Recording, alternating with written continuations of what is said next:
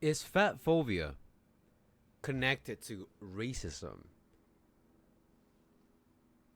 Do you really think they are connected? Because we will be reacting to one of the videos that I've never watched before, and apparently it's going to be very problematic. So let's just dive into the video. Up before you scroll or before you start skipping, comment down below what you like about the video and don't forget to give your opinion because I know everybody's opinion matters, okay? No, your opinion sucks. Don't care. My opinion. You got your opinion, and so let's hear that in the comments. Let's get it.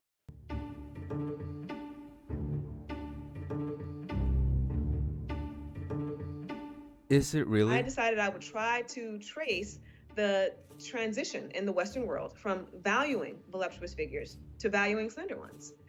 And what I found was that it had everything to do with the growth of the slave trade. Interesting.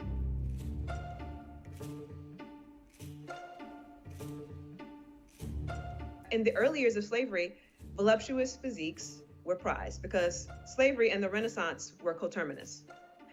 And by a couple of centuries on, in the middle of the 18th century, it was very common for race scientists to suggest that, race is not just about skin color, it's also about behavior and appearance. We know that Europeans are the most superior, most disciplined, most rational of all the races. And that's why they are at the top of our racial hierarchies. But we also think that Black people are overly sensuous. They love sex, they love food. And as a result, they are chock full of venereal diseases and they are overweight.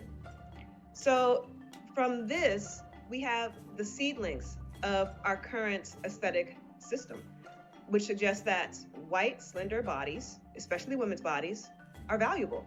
But fat bodies, and especially fat Black bodies, are worth denigration. I don't think that's true.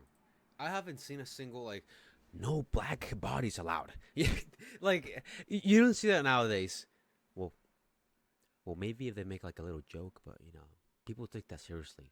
Yeah, but I mean, you haven't seen this like fat phobia and racism connected. Like, okay, there can be research from like centuries ago, like maybe like what 200 years ago, 300 years ago. Like slavery wasn't even that. It's like 200 years ago, 300, big deal, right? But I mean, why would black people, black voluptuous women, why would they get discriminated? Like, there's no wrong in that. And yes, I mean, there is a society norm for like models, like not just white models, any type of model. They need to look a certain way, right? Because that's how they want it. If they wanted a black woman or any women that it's fat, they will want that. But you don't seek that often. Is it becoming normalized in 2023 and beyond? Yes, it is. It's not just about health. This is clearly about aesthetics. This is about disciplining women often, and it's also about population management. People often feel uncomfortable with fat bodies, and so they do not want people themselves to feel comfortable gaining weight or being fat, especially when those people are women. And that goes back to the legacy of slavery and the ways in which the male gaze is often trying to regulate women's bodies such that they only have the right to look in particular ways.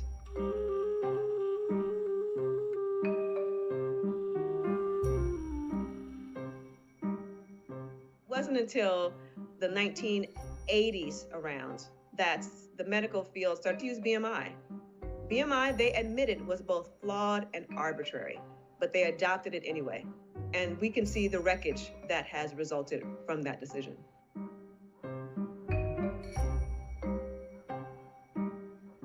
Well, oops. Well, let me say this. BMI, it's not accurate. It's just like counting your calories. Every other package, it might have more content in it, more food in it than any other packages. It's it's not accurate. That's what I'm trying to say. And I was just connecting about it, the counting calories. It's not going to be the same amount of calories that you eat every day. maybe if you try, but it's just a small chance that you actually gonna eat the same calories every day. Now for BMI, it's just an estimate of how much body fat, how much muscle, uh how much fat you have in your body.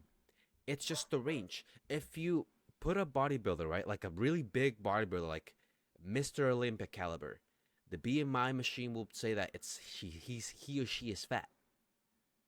Yes, even though you look like shredded, muscle, six pack, everything showing, the BMI might say it's fat. I don't know. It's not accurate. If it will never be accurate, it will give you an estimate of how fat you are, or how much body mass index you have.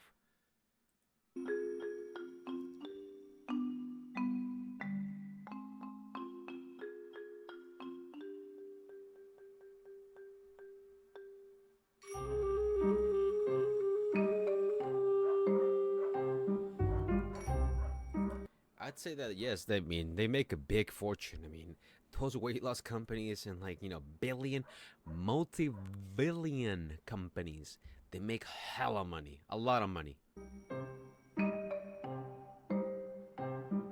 What's she doing, bro? What's she doing? That is to say, seemingly, there could have been almost no racial diversity in the studies that were used to create BMI, and we would today call this a form of colorblind racism. Of course, back in the era of slavery, we expected, or at least Westerners at that time expected, that Europeans were the ones creating what constituted good and bad science. But these days, we live in a world of multiculturalism and inclusion, and we understand that white men in lab coats should not alone determine standards for the globe without research that is incorporating a diverse array of individuals.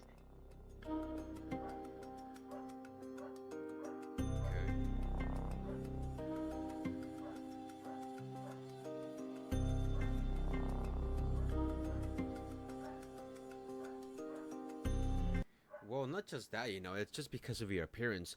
That counts a lot. If you see, okay, if you're trying to interview someone, let's put it this way: you are the one who's going to interview the interviewee, right?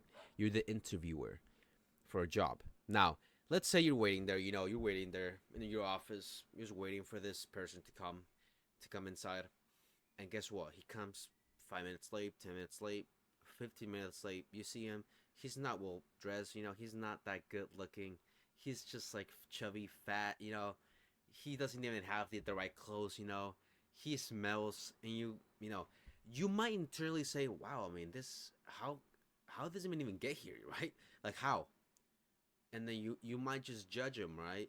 And it's not about judging; it's just about critiquing how he looks like in his appearance. Because if you guys didn't know, yes, your appearance tells a lot about you, a lot.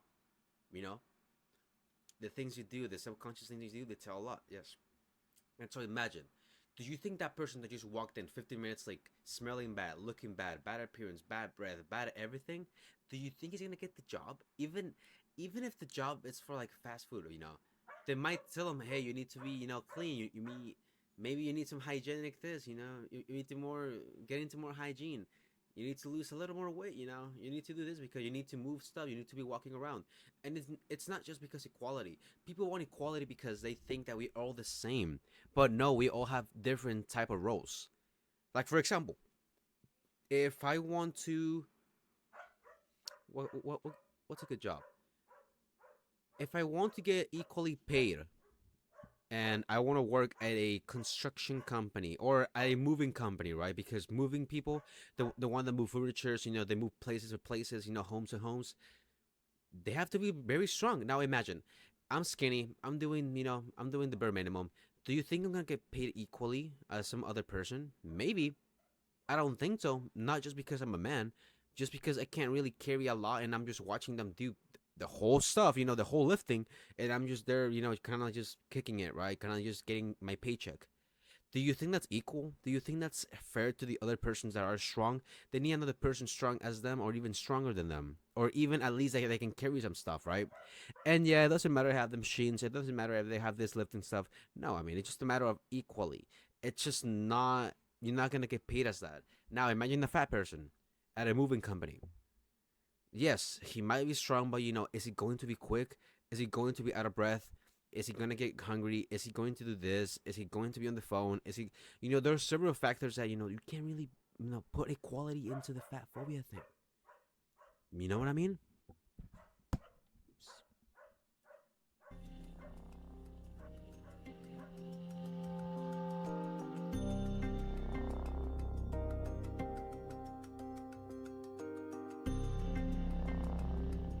So you talk to doctors there, and they say things like, we are interested in the holistic portrait of our patients. That means when they come in, they can take their weight, but their weight is not going to be the main thing they're going to talk to them about. They're going to talk to them about their family history, their dietary practices, their exercise, their sleep, their levels of stress. All of these things and many more contribute to our health outcomes. We can talk about environmental toxins. We can talk about the walkability of your neighborhood. If you have access to grocery stores or only convenience stores, all of these things are consequential to our health outcomes. But unfortunately, they're not taken that seriously within the medical establishment in this country. Okay, the weight stigma, it's never gonna go away unless everybody goes fat and it's normalized. But it's not just about health. It's just about like how people see you, because if you're not aware, everybody judges you. You walk outside, they look at you up and down, and then they just have a mental picture of what you might actually be like. It's human nature. We are, we are animals. We are trying to see who's the best option, or who's dangerous.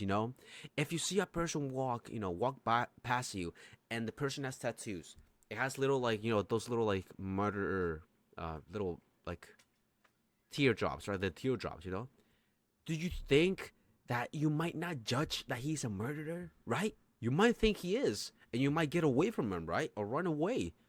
You never know, right? And so, I don't think fat phobia it's equal to racism. I don't think so. Maybe back then they glorify, fat people, and then, here comes the 21st century, and then boom, we got models that are skinny, that are literally starving themselves. It's just all fucked up kind of topic. But let me know what you think about it in the comments, and I'll see you guys in the next time. Glad you like it. Peace.